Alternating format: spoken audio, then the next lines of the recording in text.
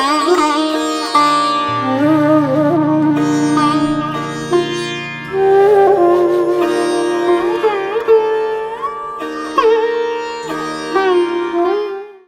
देखिए अहंकार और ईश्वर का फर्क। अहंकार का पात्र कितना भी बड़ा हो उसकी एक सीमा होती है, और ईश्वर कितना भी छोटा होता है लेकिन वो असीम होता है, उसकी सीमा नहीं होती। अहंकार बड़ा लगता है, ईश्वर छोटा लग रहा है। देखिए ईश्वरीयता लघु दिखने पर भी विराट हो और अहंकार बड़ा दिखने पर भी लघु होता। हनुमान जी बल बढ़ाते जा रहे थे, बाली खींचता जा रहा था। अब बाली की नसें फटने लगी, तब क्या किया? बाली भाग गया। अरे अरे हम तुमसे नहीं लड़ते, अब भाग गया। तो दर्प ऐसे चूर चूर होता है। अहंकार और डरपोक की प्रीति झूठी थी, प्यार सच्चा नहीं था दोनों भाइयों के बीच, बाली और सुग्रीव के बीच। पर भगवान और सुग्रीव में जो प्रीति हुई, जो प्यार हुआ, वो सच्चा था। मतलब ईश्वरीय प्रेम ही सच्चा होता है।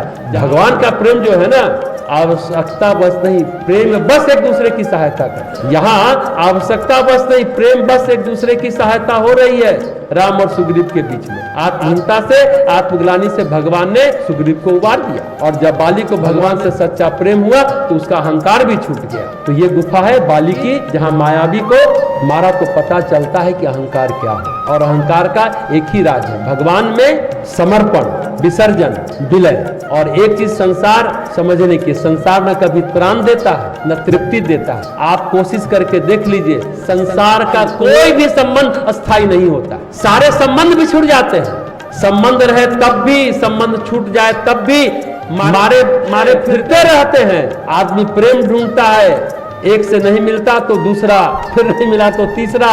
ये सब बातें आज सुनने में आम हो गई है। 3 तलाक हो गया, तब चौथा प्रेम चल रहा है। 3 ब्रेकअप हो गया, चौथा भी ब्रेकअप हो जाएगा। तो जो ये माया है वो कहीं भी लिपट सकती है। माया मन की भी हो सकती है, अहंकार की भी हो सकती है, बुद्धि की भी हो सकती है। माया कहीं भी लिपट सकती है, किसी के साथ लिपट सकती है। तो ये बाली की गुफा यानी अहंकार की गुफा की तत्व कथा क्या है? अहंकार की गुफा में जो गया उसका कल्याण नहीं है।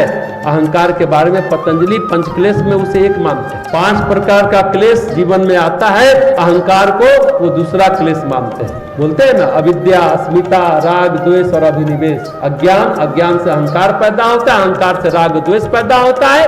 और राग द्वेष जब हुआ, राग है कि मेरा, ये मेरी संपत्ति मेरा बना रहे, अभिनिवेश, छूटने का भय होता है, मृत्यु का भय होता है। मृत्यु चल गया तो ये राजपाट कौन संभालेगा, ये बैंक बैलेंस, ये हाय मेरा पोता, हाय मेरी पोती, हाय मेरा रिश्ता, ये छूटने का भय, अभिनिवेश। ये 5 क्लेश बताते हैं पतंजलि, उसमें अहंकार दूसरा स्थान देते हैं। तो माया कहीं भी लिपट सकती है। तो अविद्या से अस्मिता की उत्पत्ति होती है, राग द्वेष होता है, ये मैं मेरा तू तेरा होने लगता है, फिर छूटने का भय होता है। इंसान इसी क्लेश में जीता रहता है। तो सीधा आपका ज्ञान अहंकार से जुड़ा है। अज्ञान जितना मजबूत, अहंकार उतना मजबूत। मैंने ये किया, मैंने वो किया। अरे आपके पहले भी दुनिया थी, आपके बाद भी दुनिया रहेगी। आप कौन है? Who are you?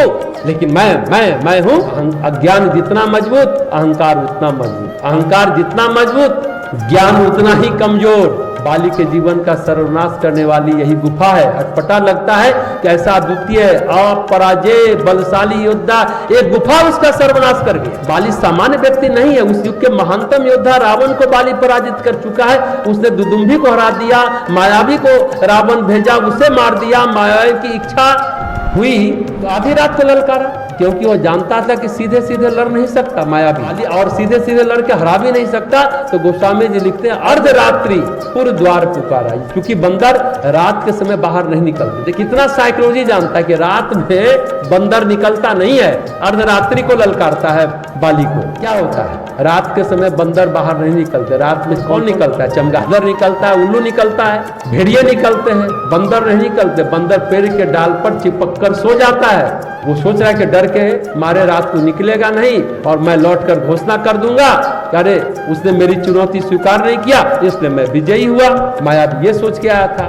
तो मायावी भी लड़ना नहीं चाहता था, वो भ्रम फैलाकर चतुराई पूर्वक जीत हासिल करना चाहता था। मैंने ललकारा, नहीं आया, इसलिए मैं विजेता हूं। तो मायावी को लगता था कि रावण दुदुम्भी को हराने वाले क्या विजेता मैं बन जाऊंगा। रावण तो अपने खुद बदला ले नहीं पाया, मैं ले लूंगा तो रावण की नजर में अच्छा बन जाऊंगा, कोई बड़ा पद मिल जाएगा। पर बाली शत्रु के ललकार को सहन नहीं करता। अहंकार की यही तो महिमा है, चुनौती को तत्काल स्वीकार कर लेता, बिना सोचे विचारे यह चुनौती स्वीकारने योग्य है या चुनौती को तत्काल स्वीकार करना चाहिए या नहीं करना चाहिए। लेकिन ये समझ अहंकार को नहीं होती।